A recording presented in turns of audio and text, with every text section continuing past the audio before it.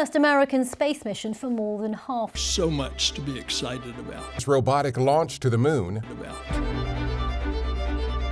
Welcome to Cosmic Discovery, where we unravel the mysteries of the universe. And today, we bring you an urgent update on NASA and Astrobotics' Peregrine lunar lander. After an extraordinary week in space, the Peregrine is set to make an unexpected return to Earth. However, this anticipated return comes with a twist. The spacecraft is currently in a critical state. Launched by the powerful Vulcan Centaur rocket, Peregrine was originally intended to follow a highly elliptical orbit, swinging around Earth before reaching the Moon's orbit. But as of the latest update on January 13th, Peregrine finds itself approximately 389,000 kilometers away from Earth, just beyond the Moon's orbit.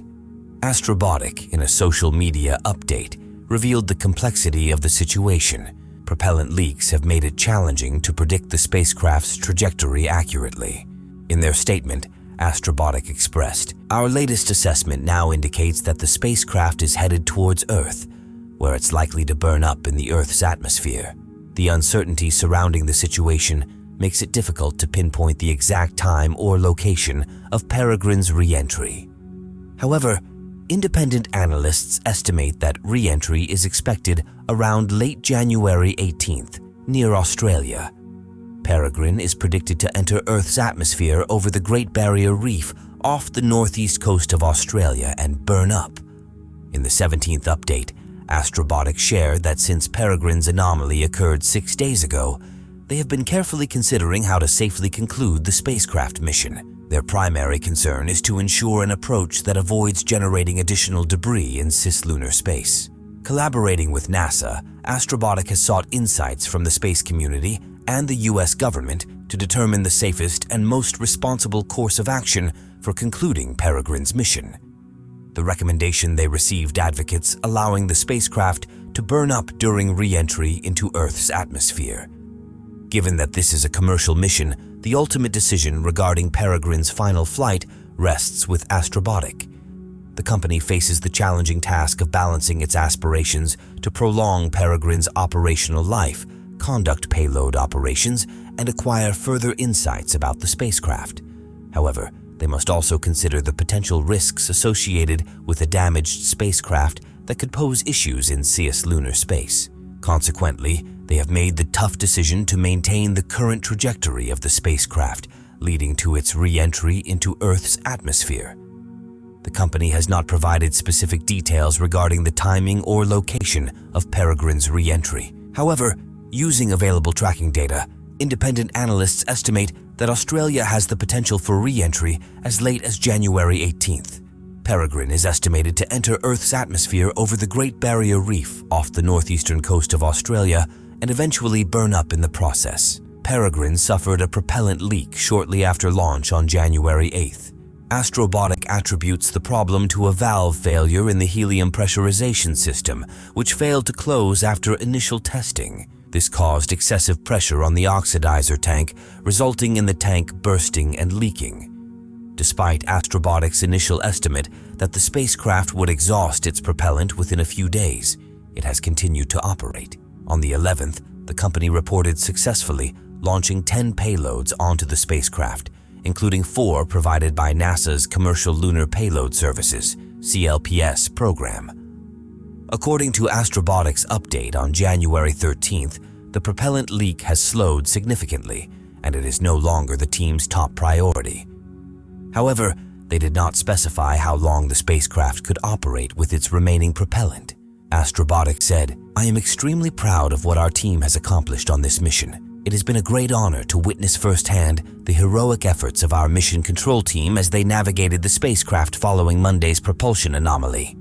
Faced enormous challenges to recover and operate," NASA said in its announcement. "Spaceflight is an unforgiving environment, and we are proud of its unwavering tenacity and tirelessness to gather data and demonstrate Peregrine's capabilities during flight. Appreciate Astrobotic for its efforts. Together, we will leverage the lessons learned to drive CLPS forward." Astrobotic joins the latest ranks of private entities that have suffered a setback in securing a soft landing, following a pattern that includes an Israeli nonprofit and a Japanese company.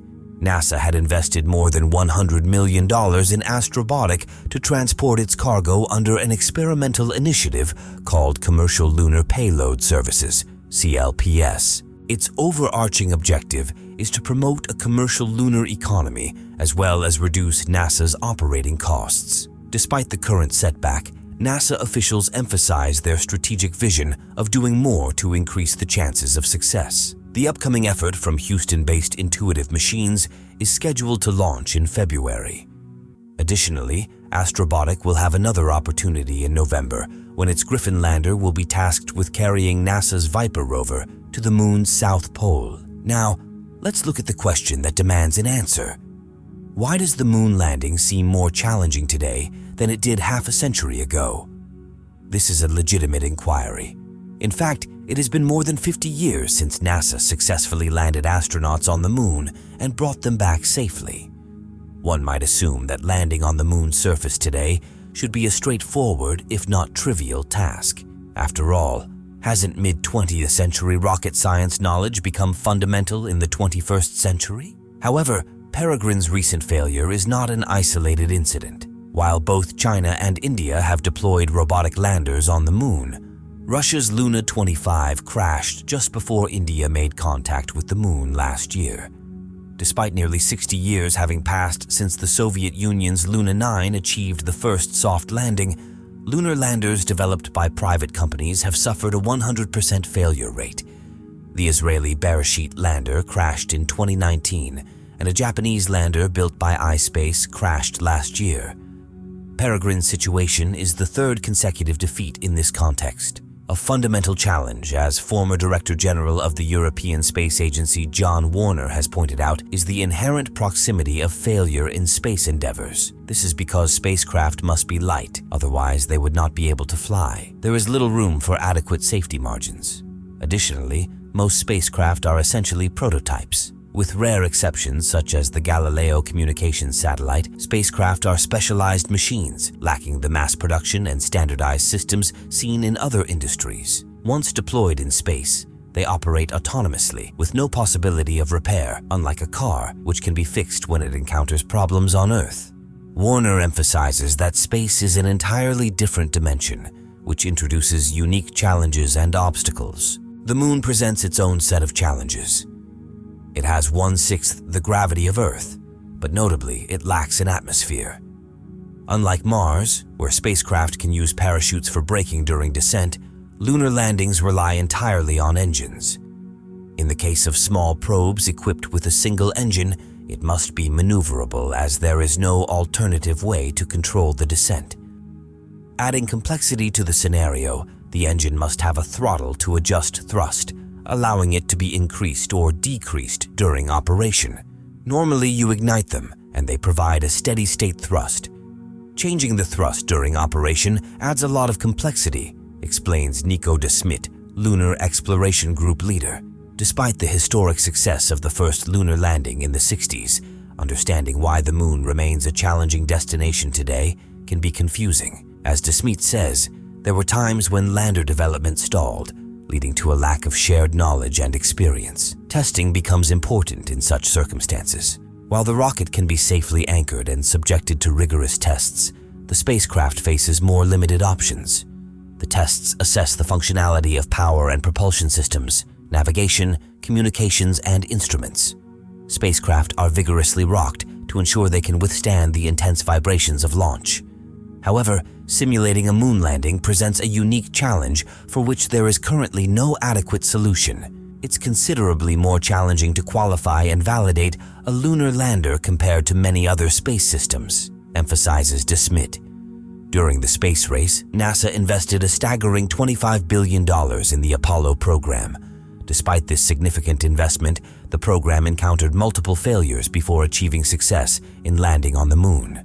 Now, with 70 years of institutional knowledge and a culture focused on spacecraft design, construction, and testing, NASA, under its new Commercial Lunar Payload Services scheme, aims to reduce costs and stimulate the U.S. space industry.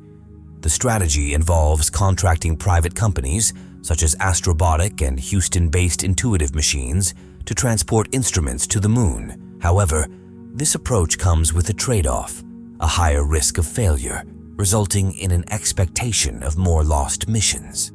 These companies are relatively new, and when compared, they are undertaking these missions on a limited budget, explains Dr. Joshua Rera, a research associate at Imperial College London. Despite the potential for initial crashes, Dr. Rera believes that the strategy will ultimately pay off as companies learn and adapt from their failures. It ends up being more cost-effective over the total number of missions, he explains, even if the first few experiences setbacks. Well, that wraps up today's episode. Thank you for tuning in.